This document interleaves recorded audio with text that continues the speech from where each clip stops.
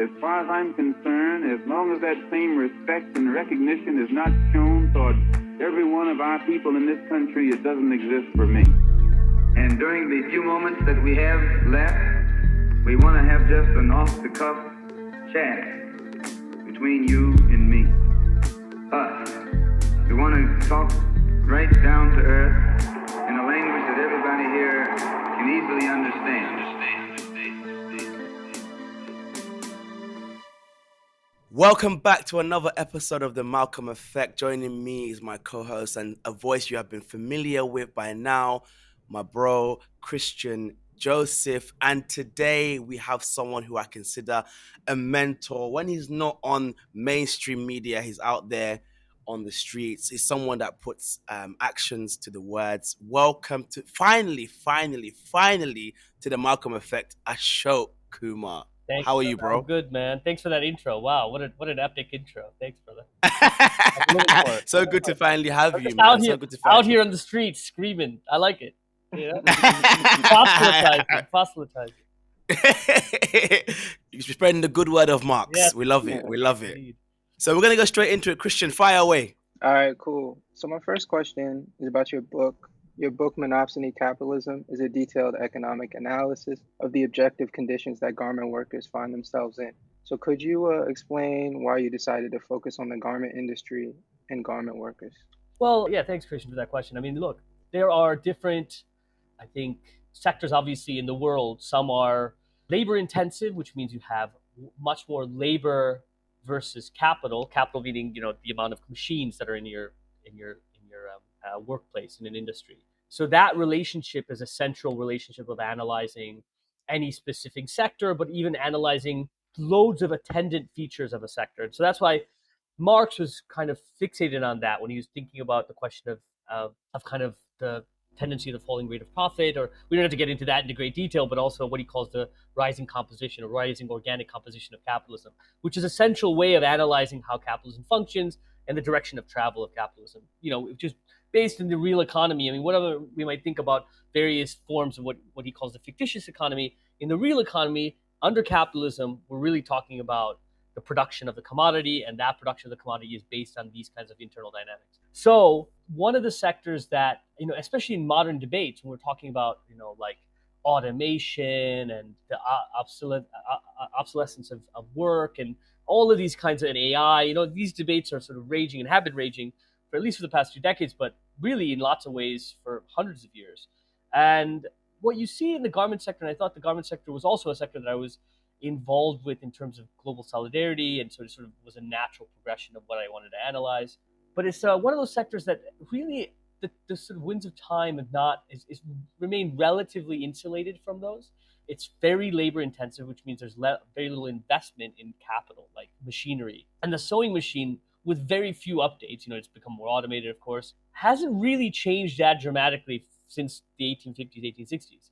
And so what you see in this sector is that you've had falling workplace standards, a near obsolescence of trade unions, of that even if they exist, they don't have any power, and the durability of the sweatshop. And so I guess at one level, I was trying to analyze why it's remained durable, but also what are the possibilities in such a sector that's so globalizable, that's so low value at the point of production, that's so low technology, that's what Gary Jaffe calls buyer-driven, which means the global supply chain. Buyers, like retailers and brands, are the ones who are the determinants of the supply chain and the sector itself. How that sector what are the possibilities of workers to organize effectively within it? Because historically, and this is what I saw from my organizing around global solidarity, is that workers, like anywhere, agitate, organize. This is certainly the history of capitalism, but I could say the history of societies, of oppressed people organizing themselves. But in the factory conditions,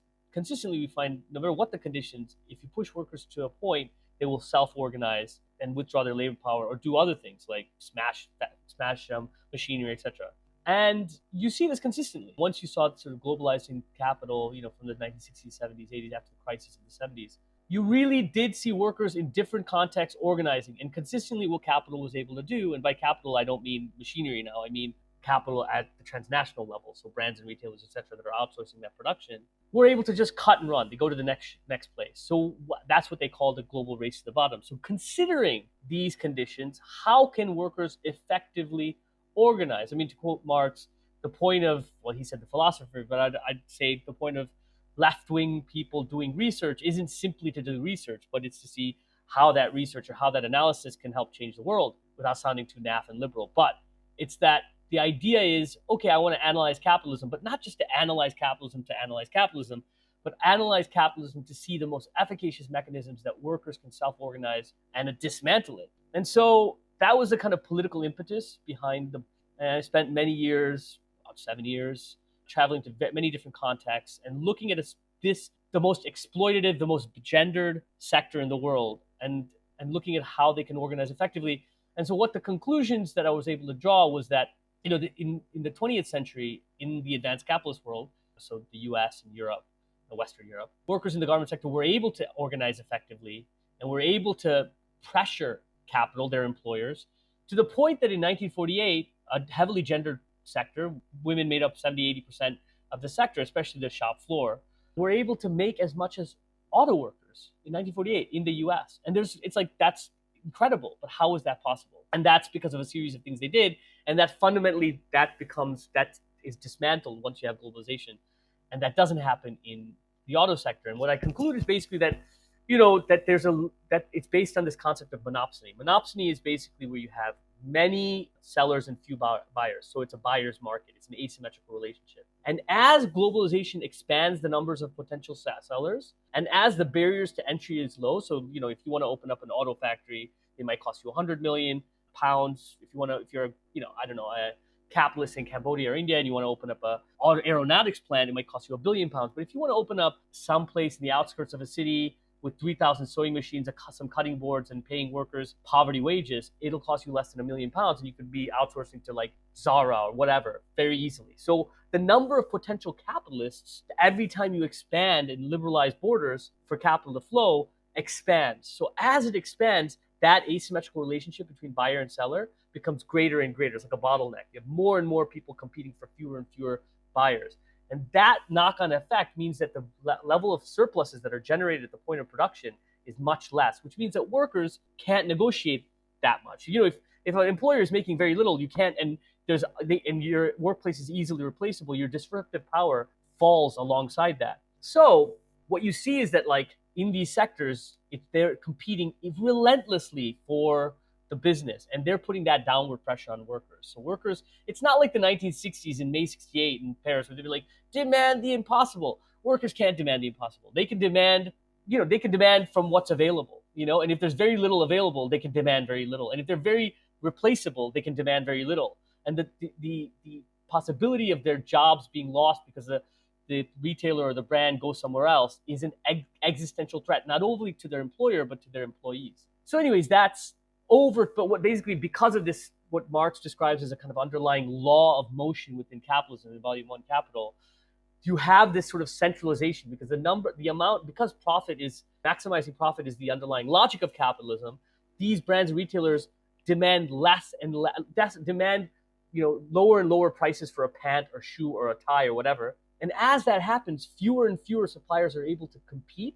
And as fewer and fewer suppliers are able to compete, that's when you start seeing weaker capitals go out of business, stronger capitals consolidate and gobble up their business and increase their market share. So over time, what becomes a very asymmetrical relationship because of this high degree of monopsony, over time, because of this underlying logic in capitalism, that becomes consolidated and monopsony power starts decreasing. And as that happens, those workplaces become less replaceable by these major brands and retailers, which means they're able to capture more value at the point of production. These suppliers invest that into labor-saving technology, etc. And so now you're that capitalist in Cambodia and in India, and it might cost you 2 million or 3 million pounds to start a factory because there's more technology, there's more investment at the point of production, etc. So what that does is it means the disruptive power of those employers, of those firms at the point of production in the global south starts increasing vis-a-vis buyers because the monopsony power is falling.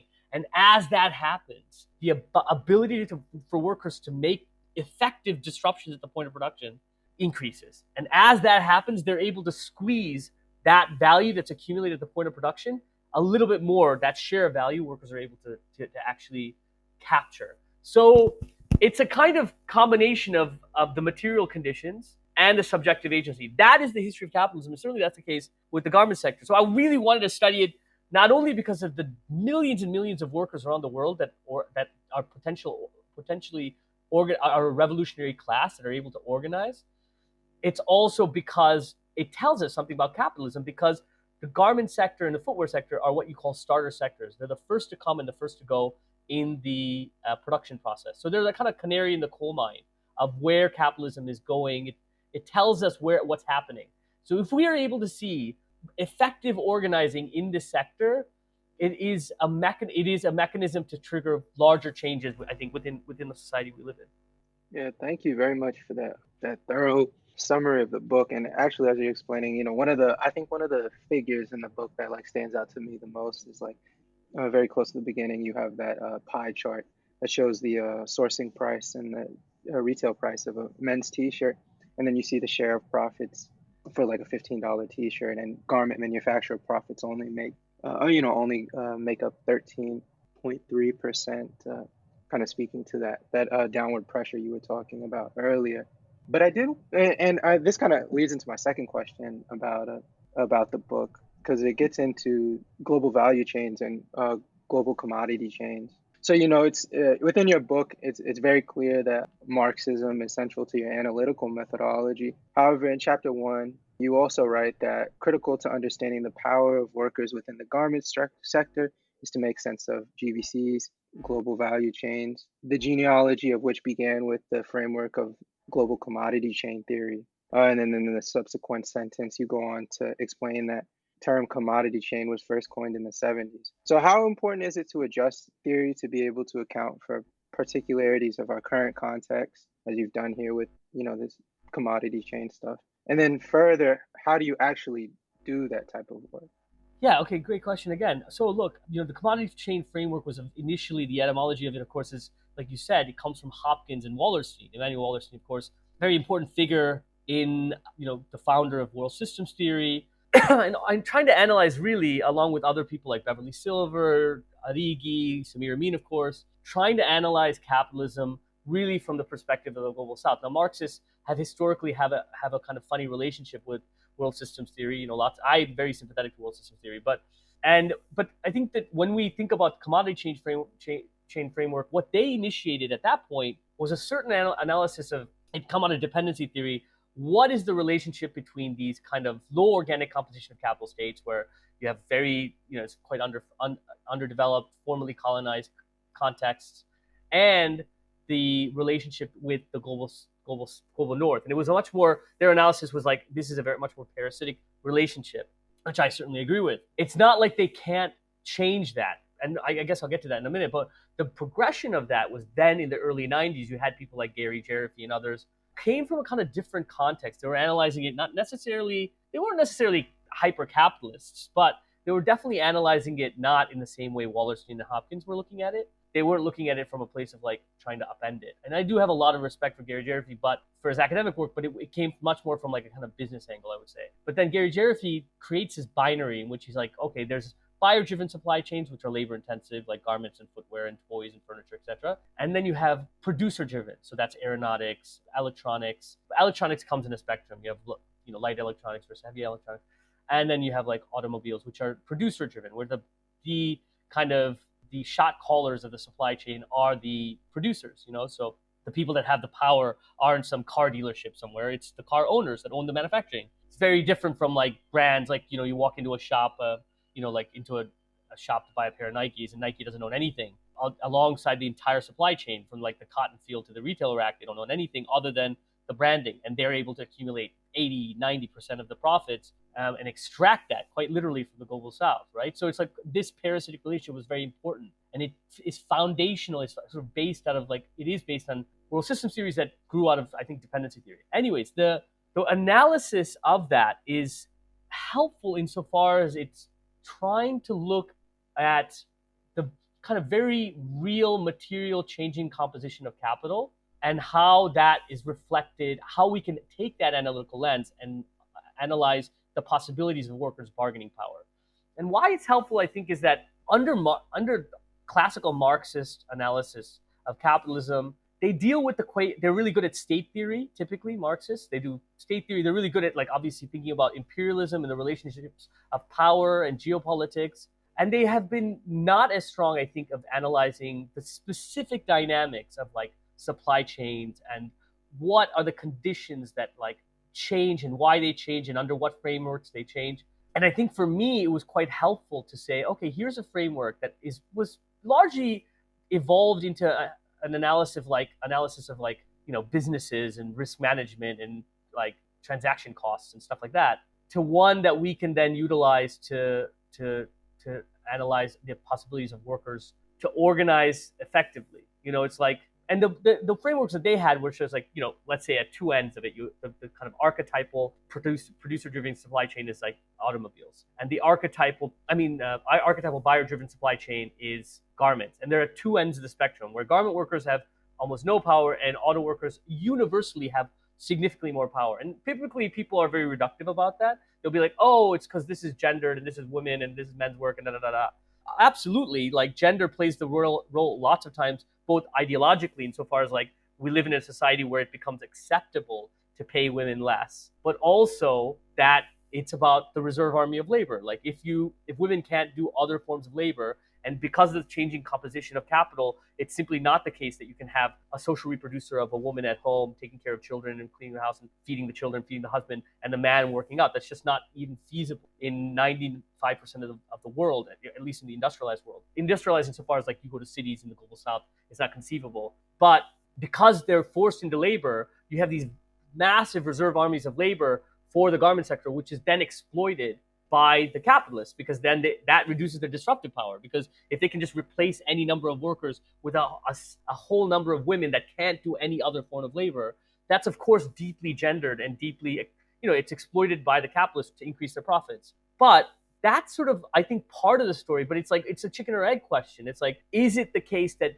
these sectors are so exploitative that they're able to add on to that level of exploitation by hiring women? Or is it the case that, like, that the foundations are, you have women in it and that's somehow the subject that substructures the entire rate of exploitation?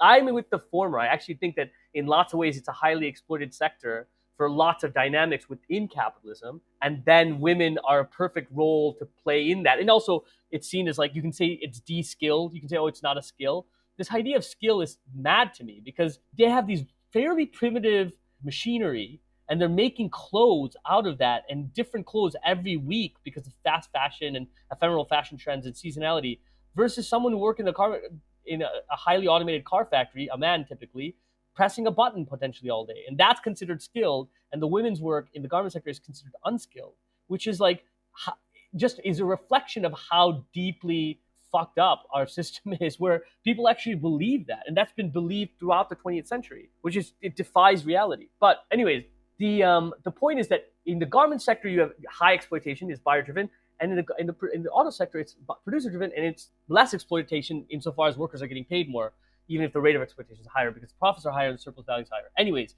that's a sideshow. But the point is that, like, because those differences, and you're like, okay, let's analyze why this is the case. And if you analyze it, you're able to realize that as the garment sector is moving in the spectrum closer to the producer-driven, now, of course, not as close as the producer-driven, because they're able to increase profits. Like you gave the example, obviously, of the fact that the garment owners are making, 12, 13% potentially.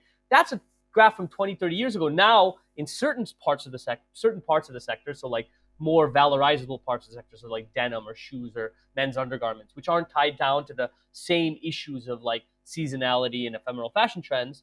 So they're able to become more standardized. And if you can become more standardized, you can become more automated. I mean, this is what obviously Adam Smith writes this first in Wealth of Nations, where he's like talking about the pin factory.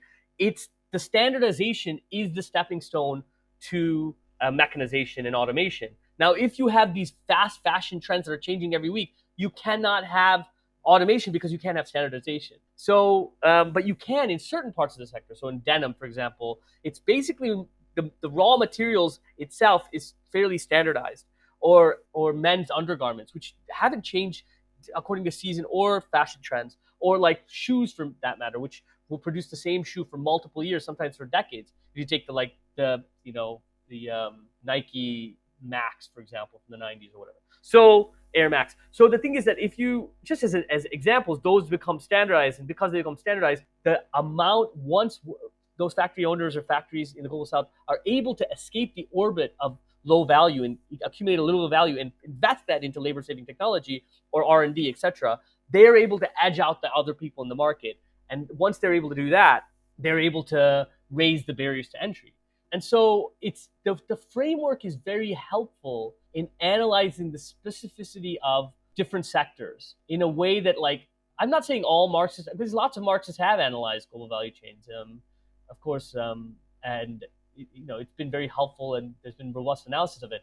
But the foundational analysis of that sort of bifurcation between buyer and supplier, or producer rather, is an incredibly helpful framework to analyzing contemporary capitalism. Mm-hmm. Thank you for that. I'm sorry, Christian, I forget the second question that you were asking. I mean, it was more so like, what is the relevance of kind of updating this theory with these new things that have been coined, such as GVC and GCC, but also, how do you do that work? And I think that was kind of implicitly found in your answer, because you had obviously, I didn't. Oh, go ahead. I would say how you do the work is this. I think it's a combination. So the actual book involved analyzing different struggles in different places. And I end the book with George Lukács's History and Class Consciousness. In History and Class Consciousness, Lukács says that it's only in the moments of crisis, and this is a foundation, and I'm not doing a kind of transition to talking about my next book project, but I'm just saying that this is basically, he's saying it's only in the moment of crisis that we can analyze capitalism in its totality. And what he means by that is, I think, a few things, but it was that I wouldn't call strikes necessarily a crisis in capitalism, but they're moments of rupture, right? And so I look at strikes and workplace disruption and those kinds of things in various different contexts to see how capital responds, either the domestic capitalist or the transnational bourgeoisie, and how they're able, through that reaction, I'm able to analyze capitalism relationally. And through that relational analysis, we can analyze capitalism, in some ways, at least industrial capitalism, in its totality. So it's like, for example, I look at a shoe manufacturer in China. It's a Taiwanese shoe manufacturer called Hue Yen. And Hue Yen was one of hundreds of shoe manufacturers decades ago. And they were able to somehow edge out, I mean, we know how, but edge out some of the competitors. And, now 1 in 5 casual and sports shoes in the world are produced at a Hue Yen facility. And that's enormous. And they were able to basically, because of that, they were investing in labor-saving technology, etc.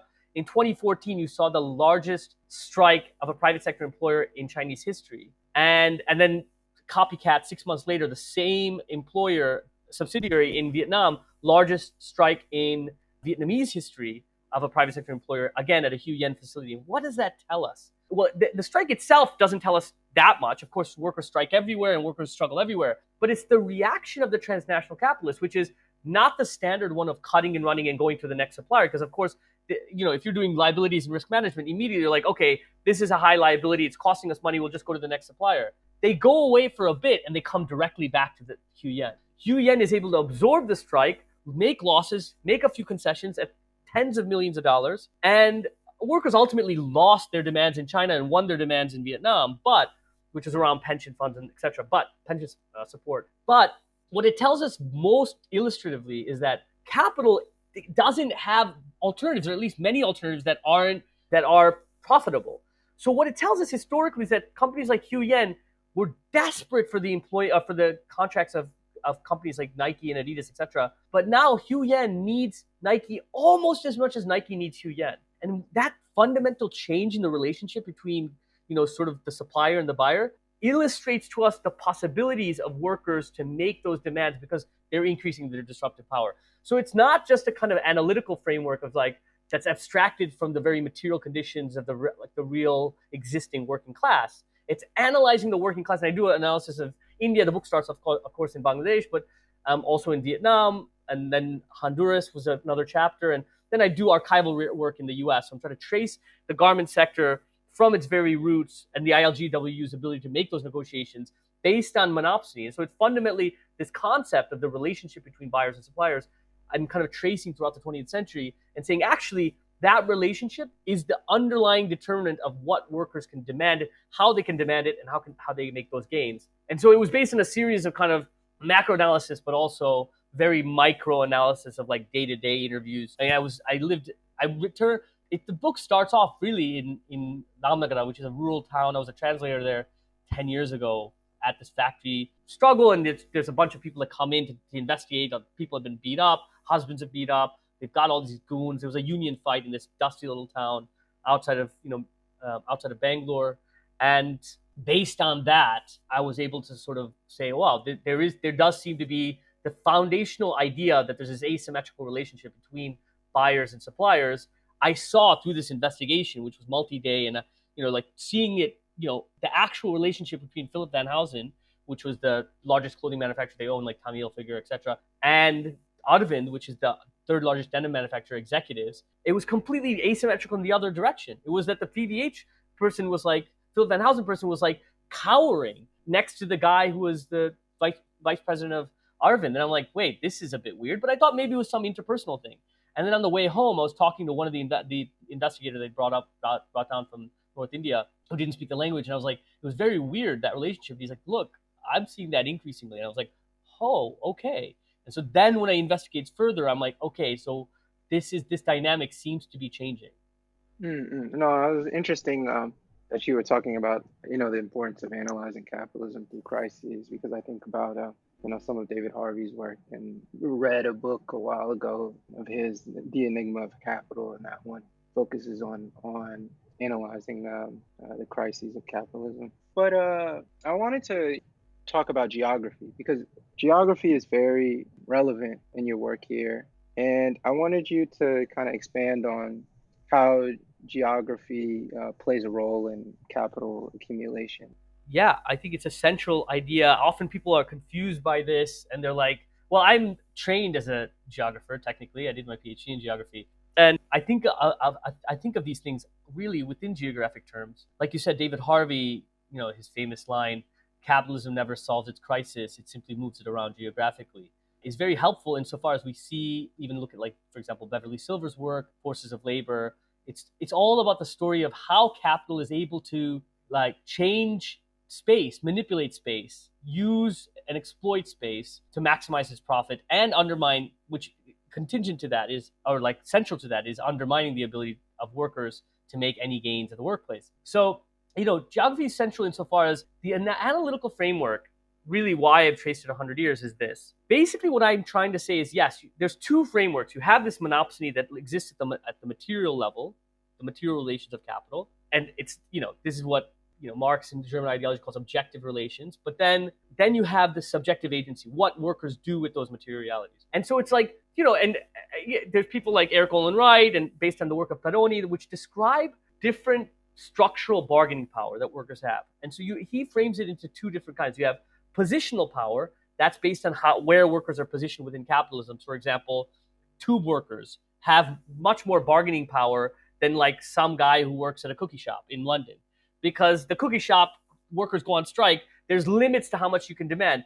Whereas the tube workers go on strike, it shuts down the city. It costs the city millions upon millions. Same with like dock workers. So this is just a classic example. Whereas like if you're like, I don't know, you're like a crane operator at a dock, or a port, you have much more bargaining power than if you were some crane operator in some podunk village Amazon facility. You know what I mean? Like, it's because those are the critical choke points in the economy. Anyways, so they're able to analyze the structural power of workers. Structural power is like the power that you have implicit to where you are, either in the market or either in the supply chain. And that's a geographic point to be made, even though Eric Olin Wright is a sociologist. But in the analysis, it's saying, I'm arguing that you have two forms of, I would say, spatial disruptive power, spatial power, right?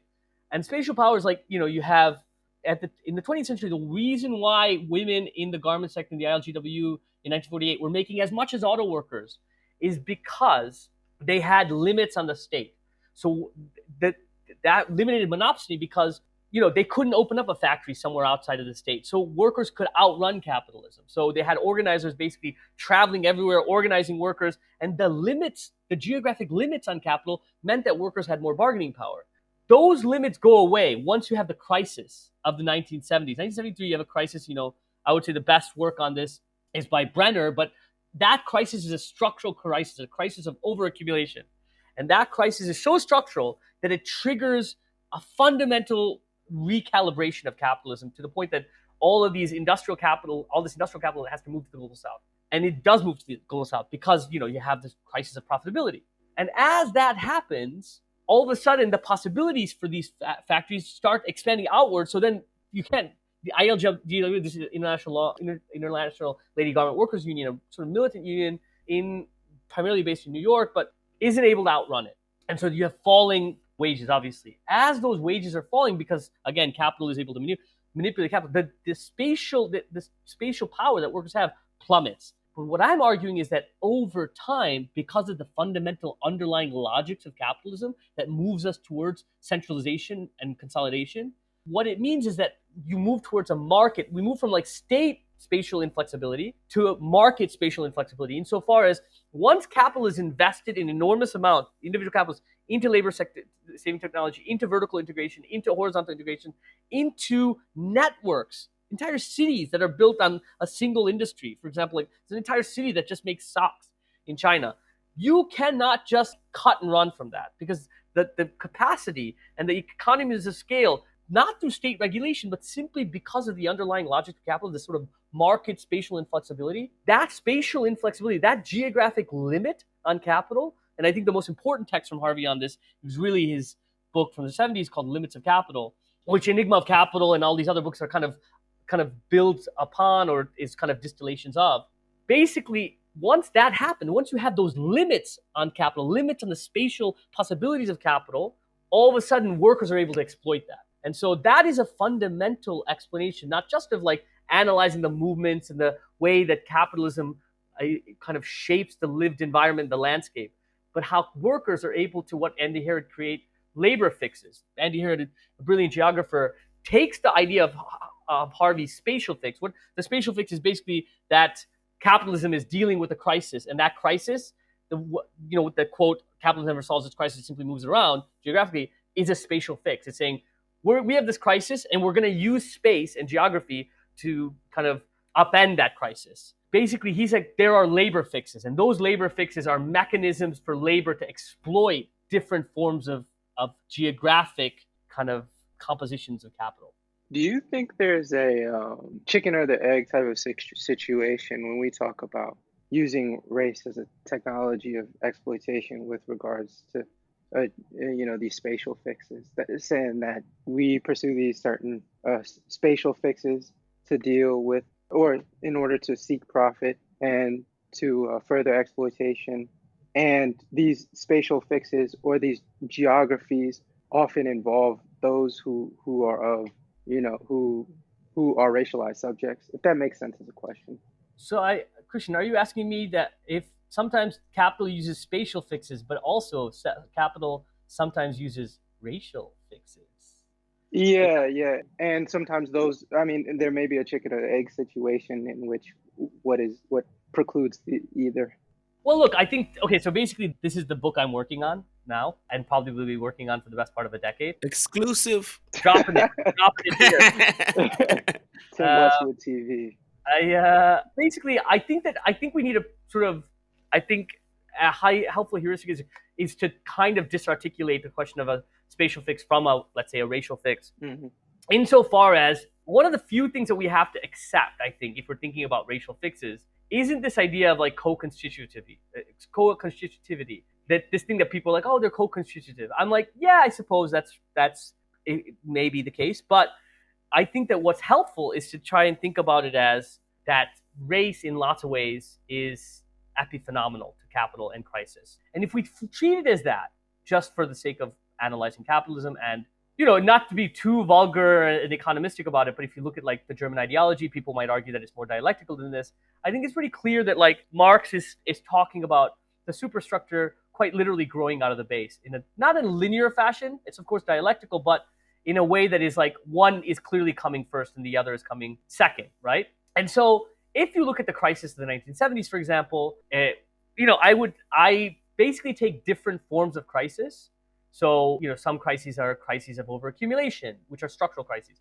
Other crises can be broadly like kind of credit debt crisis, which are, like they're in some ways can be parts of larger, more structural crises, or they could be kind of superficial crises. And then you have labor crises, for example. So these crises, labor shortage, etc. So each of these crises kind of require a kind of attendant form, and I'm arguing this attendant form of the production of difference. I don't really want to necessarily get into the race swamp. I think it's like a bit difficult because once you start talking about race, there's all these kind of, I think, race people who like make their money by talking about race and writing about race and literally live and almost like they have unfortunately a kind of almost vested interest in like further reifying race because they're the tiny sliver of, that include myself in this, tiny sliver of black and brown people that actually on balance might even profit from race when 99.9% of black and brown people around the world suffer under the existence of race. But there's a lot of defensiveness on it. Is this defined as race or is that defined as race? I'm less interested in that. I think about it as like a racialization as a process. So I would think of like, what is its relationship to the labor market, for example, is a kind of interesting question to me. So like, for example, when labor is kind of opens up in China creates these environments in which you have high investment, so part of the Pearl River Delta region, like Guangzhou or Shenzhen or whatever. And in those areas, you have enormous amount of investment by the state to optimize the conditions of capitalist accumulation and investment of manufacturing. And in those places, this system called hukao, the hukao system is one in which you have a separation between social reproduction and production, material production, right? And historically, cities had to like both worry about material production and social reproduction. Oh, who's gonna care for children? Like, you know what I mean? Like a mother staying at home, taking care of children in lots of ways and not working, that is unprofitable for capital, right? So it's like, and then they have to pay workers more in order to take care of those other members, etc. Whereas if you're able to create a system in which the regions, and so the hukao system means that if you're a worker who comes from like a province in mainland China and you move to the Pearl River Delta region, none of the benefits of social reproduction, so like the state caring for this or that, can be allocated to you. You're seen as a migrant worker. And because you're seen as a migrant worker, internal migrant, even though you're from the same state, the rate of exploitation is very high. The state, and some people have argued, Eli Friedman and others have argued this, that central, and even Pangaya argues this, that the central component to the buildup of these cities, these vast and vertical cities in the fastest in the history of the world, is precisely because they could separate the cost of social reproduction from the profits of material production, right? And so that is a form of racialization. Now, someone might argue, wow, they're not a race. Yeah, of course. I don't know about phenotypes and all of the specificity around that. But it is, the mechanism is very similar to how black people in America were ghettoized as a black reserve army of labor. Now, there's a very different, they still have access to benefits, of course, in China, but the role is similar. There's similarities there, right? And so it's interesting to me to think about the way that difference, rather than race, is exploited, produced, recalibrated, recomposed in order to increase profits and to divide the working class. And so if you look at, for example, if you look at the sort of longue durée of the American racialization of black people in America versus the racialization of indigenous people. Now I'm thinking of like Patrick Wolf's exceptional text, Traces of History. He makes this distinction between the way that black people are racialized, which is a one-drop rule, and where each additional black child that's born under slavery is an additional profiting commodity for the owners of capital, the proprietors of capital, the owner of slaves. So it's almost like it's profitable to have more black people potentially in the American context, which kind of, I think a lot of, I don't want to get into the Afro-pessimism debate, but why that lots of Afro-pessimism's arguments kind of deranged, because it doesn't even make any sense, precisely because what was genocidal, and obviously this isn't to take away from the horrific treatment of black people in America, it's just different insofar as indigenous people were genocided, of course, because they were either bred out of existence, indigenous people in America or Australia and other contexts, the settler colonial context, precisely because you're trying to take their land. Whereas if you're trying to exploit someone's labor, you don't mind if you actually want a profit, you want more and more black people to be born because the rate of exploitation is so high. I mean, under slavery, the rate of exploitation was 100%. But after capitalism, it is still much higher. You can get away with exploiting black labor far more than you can get away with exploiting white labor. So they were the Black Reserve Army of Labor. Once they're pushed into the North in 1914, 1915, they're pushed into the North precisely because there's a crisis, labor crisis in the US. That labor crisis means it's a breakout of World War I. The migration from Eastern Europe, or Western Europe rather, collapses. They need munitions plants, etc. They need to replace white labor that are gone and fought in World War I. All of a sudden, you have former sharecroppers, etc., being kind of enticed and pushed and etc. into global North cities, or rather northern cities, and even like a great kind of, the OJ documentary actually really details this and how it happens in a very good way, actually, the first half in LA. So it's like, and they're ghettoized there, and cities recompose precisely to ghettoize this population. And so all of a sudden, from 1914-15, and then there's another spike after 1929 and the Depression then, and up until 1973, that Black Reserve Army of Labor means that the cities are completely seen as dark and dangerous places. Why? Because you needed black people to be exploited at the workplace, but the white laborers that worked alongside them to see them as less than human, so they never organize with them, right? How do you do that? You do that at the point of social reproduction. You keep black labor separate and subordinated and subjugated as a subproletariat in the ghetto. And you're constantly, it's an existential threat of white laborers who are working as full-time employees to be like, you will be replaced by black labor. So all of a sudden, it's not only the case that they're exploiting black labor, they're able to kind of fuel racial animus and racism precisely for those very material reasons, right? So then what happens you have the civil rights movement, and there's gains, three primary gains that are made through the civil rights movement. Between 1952 broadly to the early 70s, you have the Black Civil Rights Movement. Voting Rights Act and is a central part of it, but the Fair Housing Act of 1968, that's one, really, is the kind of most important things in lots of ways, was they wanted to kind of end ghettoization. Because ending ghettoization would have been what Andre Gores calls a non-reformist reform, a way of integrating black and white labor at the point of social reproduction, which is a radical act, right? But just like Marx writes in Volume 1, Chapter 10, The Fight for the Working Day, how once the workers have won the fight for the working day, capital is able to recuperate that. They recuperate that through this idea of relative surplus value. Just like that, once none of the Fair Housing Act is really introduced until 1973. 1973, all of a sudden you have the crisis of capitalism. It is a structural crisis, one that is, is so structural to capitalism because it's a crisis of overaccumulation that fundamentally recalibrates the productive forces of capitalism, which then requires a fundamental recalibration of social relations. So all of a sudden, it's no longer that black people are it's no longer profitable necessarily or necessary because industrial capitalism is now kind of moved to the global south. And you have all of a sudden this reserve army of labor, this black reserve army of labor, becomes a redundant surplus. So it's not a coincidence that between 1973 and 2015, you have a 6-fold increase in the prison population in America. It's not a coincidence that across the advanced capitalist world, all of a sudden, cities go from being dark and dangerous places to being dark, dangerous, and desirable places. It's not a coincidence that all of a sudden, like Hunger Games, all of a sudden it was like, oh, we're going to have affirmative action, for example, which again, I'm broadly in support of affirmative action, but it wasn't even a demand of the most conservative of the civil rights movement, like the NAACP or the Urban League. We're making this a demand because there was this idea within the civil rights movement, which was quite radical if you compare it in lots of ways to BLM, that these class demands affected both the middle class black people of the South and the working class black people of the South. So that and I think Adolf Reed's written about this quite a bit, but that consolidation of that demand made those demands so much more radical, right? Insofar as like it was able to consolidate the black populations broadly. Of course, there's a kind of diversity of demands even then, but like the SLC was making far more reformist demands than, let's say,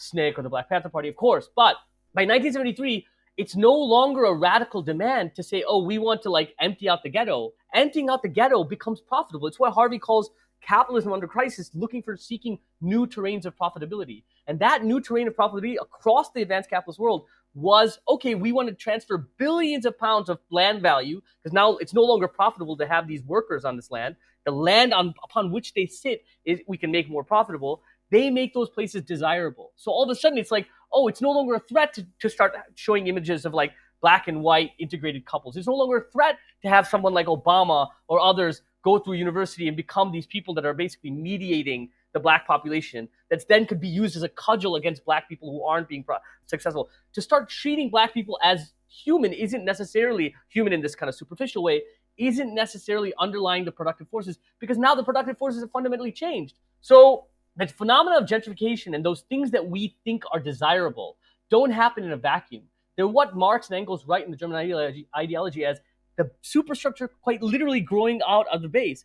The desired things that we find desirable are shaped and circumscribed by the necessities of capital. And that fundamental change comes out of the composition of the crisis of the 1970s. Now, there's crises that happen at other times. Like, for example, Stuart Hall writes about the credit debt crisis in 1983 in British context, where he says, policing the crisis. What is that? In policing the crisis, he's very specific. He says, there's a black underclass or whatever. Black, he means broadly as black, specifically the Afro-Caribbeans, but also Asians as well, because there was a different terminology, of course, at that point. And like, this population for various ways are racialized in various ways. And the state, in order to stabilize capitalism during moments of crisis, exploits those existing animus, because the crisis isn't as severe to require a fundamental recalibration of social relations. In 1973, black people move almost more closely to the direction of how indigenous people, I'm arguing, treated under a settler colonial situation, where they're like, we got to get them in prison, we got to get them out, we got to move them into reservations, we got to just get rid of them to take their land. And we do that through forms of lots of different ways, but not in the same way that you exploit labor. 1983 in Britain, it's not the same, because you're exploiting an existing animus because you're trying to stabilize the system. I would argue the same thing with the Weimar Republic, 1932. That crisis is not that they create new categories of racialization for, Roma or Jews. They use existing ideas and exploit those existing ideas about Jews and Roma.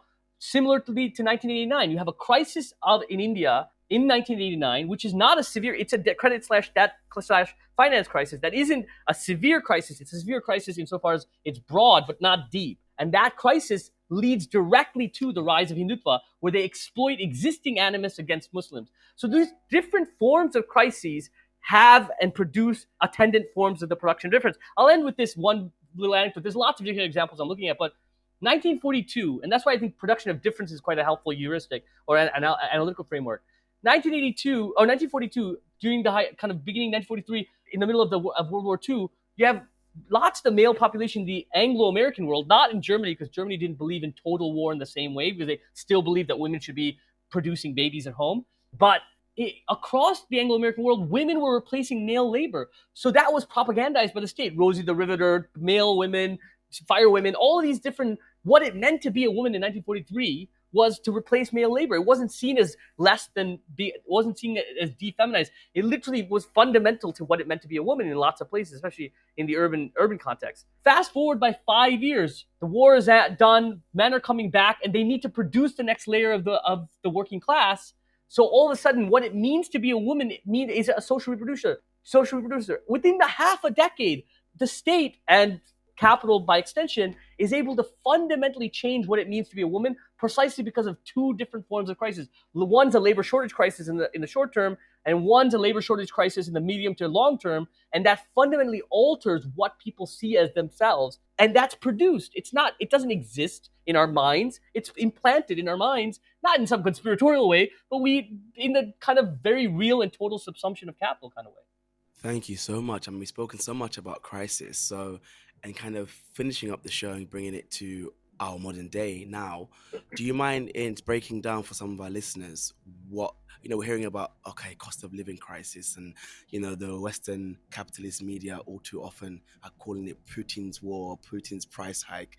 But I mean, many of us will know that that's not the case. So, in so many words, what is going on? Why are we having a cost of living crisis today?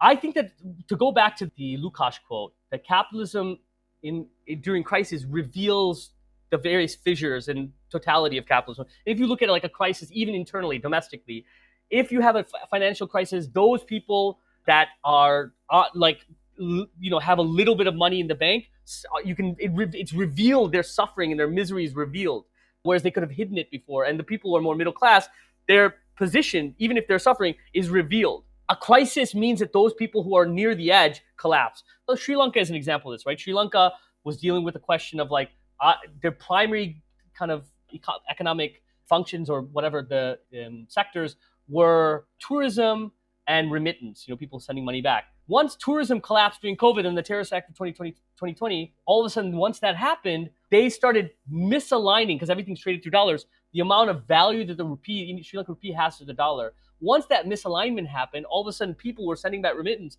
are like, we're not going to send it through official channels because the state is manipulating this. So they send it through back channels. So both elements of the state accumulating dollars in order to trade more effectively collapse. Once that collapses and interest rates go up, so their debt financing actually means that they have to pay out more dollars to international financiers, and all of that happens, and then you get the Ukraine war, which means that they've made a particular decision. 1976, Sri Lanka becomes the first kind of place in Asia that becomes financialized in that kind of way.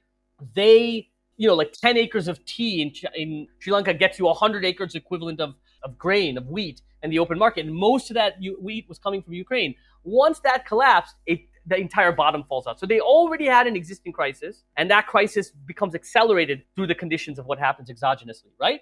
Take the British example. It isn't the case. Britain has got the worst interest rates in the advanced capitalist world, the worst interest rates, worst inflation since 1978. I mean, it's so extraordinary. And they're just like, it's all these exogenous factors. The same amount that they're paying for Ukraine gas and other supplies that are coming out of there is the same price all of these advanced capitalist countries are paying for. The reason why Britain is doing so much worse than, say, Australia, America, Germany, Netherlands, France, is because we've seen not only the growth rates falling at the worst rates, worse than all of these countries, the worst in the world, worse than the advanced capitalist world, and the G20, only second to Russia. And Russia has a lot of factors for that. But it's precisely because we have a policy, and this is standard kind of neoclassical economics, where they say the way that you're able to increase growth is by accumulating wealth at the top, trickle down, basically. And then they invest. The way that we optimize those conditions is by depressing wages, and we entice capital by depressing wages. The kind of standard race to the bottom question, they're like, okay, we'll depress wages, we'll cut taxes on the rich, we'll do all of these reforms in order to make this place, entice this place for capital. And the problem with that is that there's no evidence that that's actually occurred. There's no increase in investment, of course. And the second problem with that is that if you live in a society, of course, standard, this isn't a radical argument, standard Keynesian argument. If you live in a society in which a small section of society have an enormous amount of wealth, and the vast majority of society don't have a lot of wealth, once a supply-driven inflation, this is what we have right now. We have an exogenous supply-driven inflation problem. It's not an endogenous one. It's not one internally that interest rates are going to change in any way. That's why what the Bank of England is doing right now is completely insane. But because it doesn't do anything. I mean, it hasn't done anything. So other than just impoverish the already impoverished. But once you have that supply crisis, that doesn't mean it's recessionary.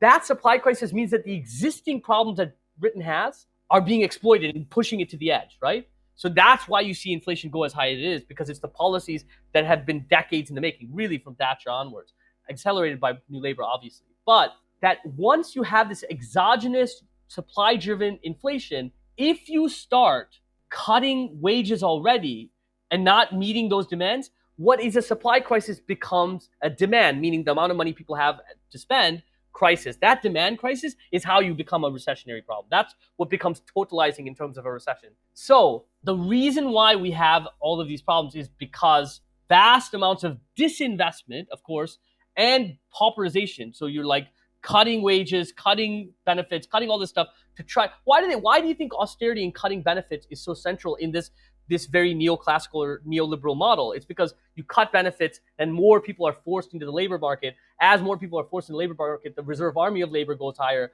Once the reserve army of labor goes higher, even if official unemployment hasn't fallen, official unemployment is bullshit. Because official unemployment is those on full-time jobs, those who are not seeking extra labor. It doesn't take into account the hollowing out of the labor market. So what you have in Britain is you have low unemployment only because all the jobs here are shit. So once you've had hollowed out the labor market, you're like, okay, we hollow it out, we increase profits. But what it doesn't take into account is once you've hollowed out the labor market and wages have collapsed, people aren't spending that money. Capitalists at the upper end of the market in this country, FTSE 500, the top companies have made 23 to 28% profits in the last 3 years. If you look at executive pay, it's gone up by 45 to 70% in the last 2 years. But you see real wages falling in purchasing power parity to the last 40 years. If you look at real wages since 2008, the only country in the advanced capitalist world that has fallen in 2019 to 2008 levels, and you've seen no pay increases. You've seen real-term pay cuts by 7-8% across the board the last 2 years. So pay collapsing and profits and executive pay going up in the mind of the capitalist is an indicator of the robustness of the economy.